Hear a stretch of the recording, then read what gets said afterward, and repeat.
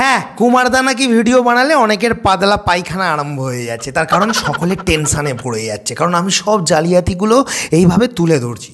এখন বিষয়বস্তু হচ্ছে বালি বেশি দিয়ে কাজ করা রাজমিস্ত্রিদের আর কিন্তু জামানা চলবে না, তার কারণ আমরা এসে গেছি।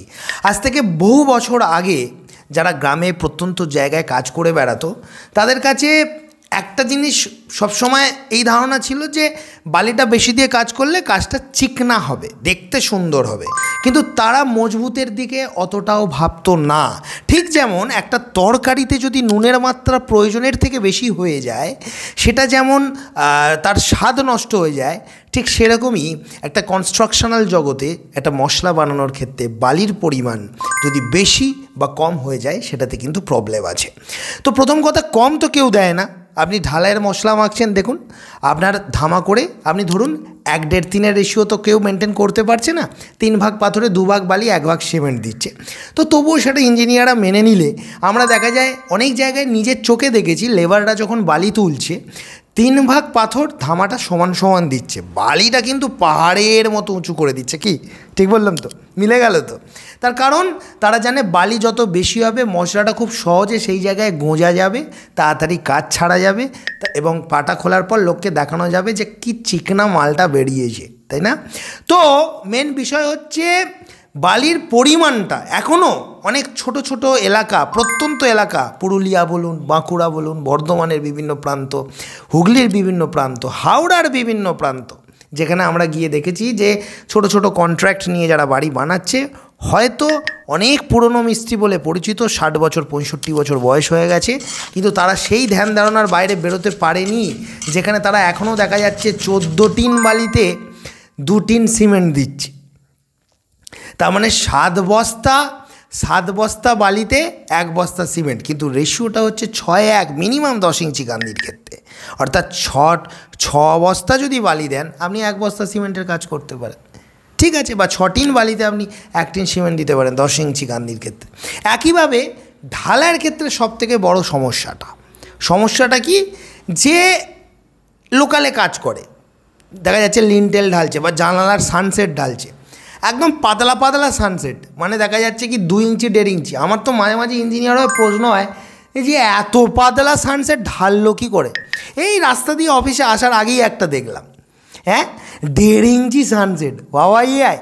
তো মানে 1.5 ইঞ্চি ডিপিসি দিনে বলে দাদা আর বলবেন না। বাড়ির মালিককে একবার প্রশ্ন করলাম যে এত পাতলা সানসেট কেন দিলে, বলে মিস্ত্রি বোঝালো প্লাস্টার হবে নিচে উপরে, 1.5-3 হয়ে যায়, বুঝলো। তার মানে ঢালাইটার সাথে কিছু যায় আসে না। তো আমি মনে মনে ভাবছি না 1.5 ইঞ্চি সানসেটটা ঢাললো কী করে, ওরা কি রড না বেঁধে ওই ফাইবার মেশ যেরকম মুরগা জালি দিয়ে ঢালাই করে দিল নাকি?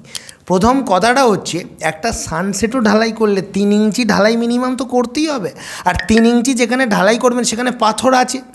এরা না সব জায়গাতেই বালিটা গুঁজে গুঁজে ফিনিশিং দাঁড় করিয়ে দেয়, আর কিছুদিন বাদে আপনি বলছেন আমি মধ্যবিত্ত মানুষ, আপনি বলছেন আমি গরিব মানুষ, কষ্ট করে করেছিলাম, সানসেটটা ফাটলো কেন, কলমটা ফাটলো কেন, লিন্টেলটা ফেটে গেল কেন? এখনও দেখবেন আপনার গ্রামের ঢালাই রাস্তাটা, যেটা কোনো এক চিটিংবাজ কন্ট্রাক্টর ধাস বালি দিয়ে করেছিল, দেখবেন আমারই বাড়ির পাশে এরকম অনেক ঢালাই রাস্তা দেখতে পাওয়া যায়। যারা কন্ট্রাক্টররা চিটিংবাজ হয় তারা দেখা যায় কি বালি বেশি দিয়ে কিংবা ধাস বালি দিয়ে কাজ করেছে, পাথরগুলো খোঁচা খোঁচা, সেই মনে হয় ল্যাংট হয়ে ওর উপর শুয়ে পড়লে মনে হয় ভালো মাসাজ হবে তেল মেখে, হ্যাঁ খোঁচা খোঁচা পাথরগুলো ঠেকবে, আর গাড়ি গেলে সবসময় একটা ভাইব্রেশন হয়। তো বিষয়বস্তুটা ঠিক এই রকম। তো বালি যারা বেশি মারছেন তারা এই বিষয়ে প্রস্তুত থাকুন, একটা সময়ের পর আপনার বিল্ডিংয়ে ফাটল আসবে। আর ওই যে বললাম, অনেকে বলে দাদা আপনি এরকম করে কথা বলেন কেন, কান কামড়ে মগজে ঢোকাতে হবে। আমার আর একটা মেন চ্যানেল আছে যেখানে 2.5 লাখের উপর সাবস্ক্রাইবার আছে, যান কুমার কনস্ট্রাকশন, ওখানে আরেকটু ভালোভাবে বলার চেষ্টা করছি। আর এখানে পুরো চাঁজব, সবার পিছনে আটা বার করে দেবো। মেন বিষয়বস্তুটা হচ্ছে কষ্টের টাকা। একটা মানুষ আমি দেখেছি অনেক বেটা ছেলেকে, অনেক শুধু পুরুষ মানুষ বলবো কেন, এখন তো মহিলারাও পরিশ্রম করছে, মানে মাথার ঘাম পায়ে ফেলে সকাল 7টা থেকে রাত্রি 10টা পর্যন্ত মুখ দিয়ে রক্ত বেরিয়ে যায়, আর সেই পয়সাটা তিল তিল করে জমিয়ে মামার বাড়ির আবদার নয় যে পয়সাটা এরকমভাবে বেঘরে নষ্ট হবে। আমি এসে গেছি, সবাইকে বাঁচাবো, কথা দিয়ে গেলাম।